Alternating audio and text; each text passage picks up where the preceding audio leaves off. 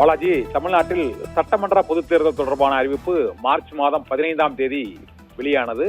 அன்றிலிருந்து தேர்தல் நடத்தை விதிமுறைகள் அமலுக்கு கொண்டு வரப்பட்டன.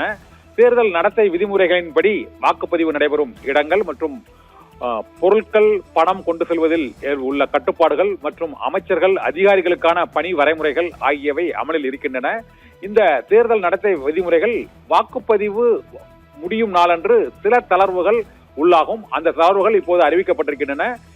வாக்கு எண்ணிக்கை நடைபெறும் நாளுக்கு பிறகுதான் தேர்தல் நடத்தை விதிமுறைகள் முழுமையாக விலக்கிக் கொள்ளப்படும். இப்போது அறிவிக்கப்பட்டுள்ள இந்த தளர்வுகளின்படி அமைச்சர்கள் மற்றும் அதிகாரிகள் அவர்களுடைய பணிகளை தேர்தல் நடத்தை விதிமுறைகளை பின்பற்றி பணியாற்ற வேண்டும் என்பதில்லை. வழக்கமான பணிகளை அவர்கள் மேற்கொள்ளலாம். மே 4ஆம் தேதி வாக்கு எண்ணிக்கை நடைபெறும் நிலையில் மே 4 வரை அந்த வாக்கு எண்ணும் மையங்களில் மட்டும் தேர்தல் நடத்தை விதிமுறைகளுக்கு உட்பட்டு அந்த பாதுகாப்பு பணிகள் மற்றும் அரசியல் கட்சிகளின் முகவர்கள் மற்றும் அரசு அதிகாரிகள், தேர்தல் அதிகாரிகளின் அதிகாரம் அந்த பகுதிகளில் அமலில் இருக்கும் என்றும், மற்றபடி தமிழ்நாட்டில் வாக்குப்பதிவு நேற்று மாலை 6 மணியோடு நிறைவடைந்ததை அடுத்து பணம் எடுத்துச் செல்லுதல் மற்றும் பொதுமக்கள் கூடுவதற்கான அனுமதி, அரங்கங்களில் கூட்டங்கள் நடத்துவதற்கான அனுமதி ஆகியவை வழக்கமான நடைமுறைகளின்படி, தேர்தல் கால விதிமுறைகளை பின்பற்றாமல் வழக்கமான நடைமுறையின்படி அவர்களுடைய மற்ற நிகழ்வுகளை நடத்தி கொள்ளலாம் என்றும் பிரச்சார கட்டுப்பாடுகள் நீக்கம் செய்யப்பட்டிருக்கிறது. அரசு அதிகாரிகள் அன்றாட பணிகளை தடையின்றி செய்யலாம்.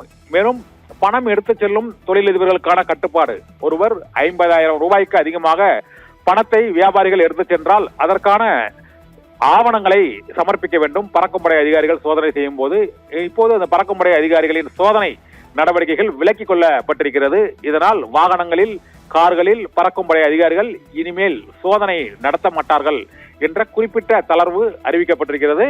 ஆனால் மே 4 வாக்கு எண்ணும் மையங்களில் வாக்குகள் எண்ணி நிறைவடையும் வரை மற்ற நடத்தை விதிமுறைகள் அமலில் இருக்கும் என தேர்தல் ஆணையம் தெரிவித்திருக்கிறது.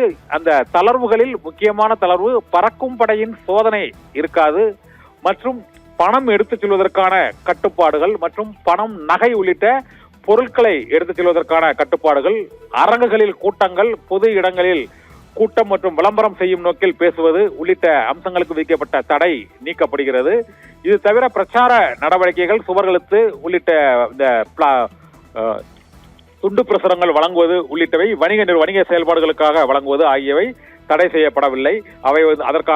அவைகள் இனிமேல் வழக்கம் போல அவர்களுடைய விளம்பர செயல்பாடுகளை தொடரலாம் என்பது உள்ளிட்ட பல்வேறு தளர்வுகள் இப்போது அறிவிக்கப்பட்டிருக்கின்றன. ஆனால் முழுமையான தளர்வுகள் வாக்கு எண்ணிக்கை முடிந்த பின்னர், மே 4ஆம் தேதி வாக்கு எண்ணிக்கை முடிந்த பின்னர் அந்த முழுமையான தேர்தல் நடத்தை விதிமுறைகள் விலக்கிக் கொள்ளும் நடைமுறைகள் அப்போது வரை அமலில் இருக்கும். இப்போது குறிப்பிட்ட சில தளர்வுகள் மட்டும் வாக்குப்பதிவு நிறைவடைந்தவுடன் அரசியல் கட்சிகள், தொழில் நிறுவனங்கள் மற்றும் தனிநபர்கள், வாகன சோதனை, அந்த துணை ராணுவ படையினரின் சோதனை நடவடிக்கைகள், பறக்கும் படையினரின் சோதனை நடவடிக்கைகள், தேசிய நெடுஞ்சாலைகளில் ஆங்காங்கே பேரிகார்டு போட்டு அந்த அவசர அடிப்படையில் சோதனைகள் நடத்துவது ஆகியவை அனைத்தும் விலக்கிக் கொள்ளப்பட்டிருக்கிறது. இதனால் அந்த பிரிவினர், பறக்கும்படை சோதனை பிரிவினர் மற்றும் துணை ராணுவ படையின் ஒரு குறிப்பிட்ட பிரிவினர் இப்போது விலக்கிக் கொள்ளப்பட்டிருக்கிறார்கள். அவரவர்கள் அந்த முகாம் அலுவலகங்களுக்கு அவர்கள் திரும்புவார்கள். வாக்கு எண்ணிக்கை நாளன்று இந்த துணை ராணுவ படையின் கட்டுப்பாட்டில் இந்த பதற்றமான வாக்குச்சாவடிகள் மற்றும் மற்ற பகுதிகள் இருக்கும். அதுவரை இந்த தளர்வுகள் அனைத்தும் நீக்கப்பட்டிருப்பதாக அறிவிக்கப்பட்டிருக்கிறது.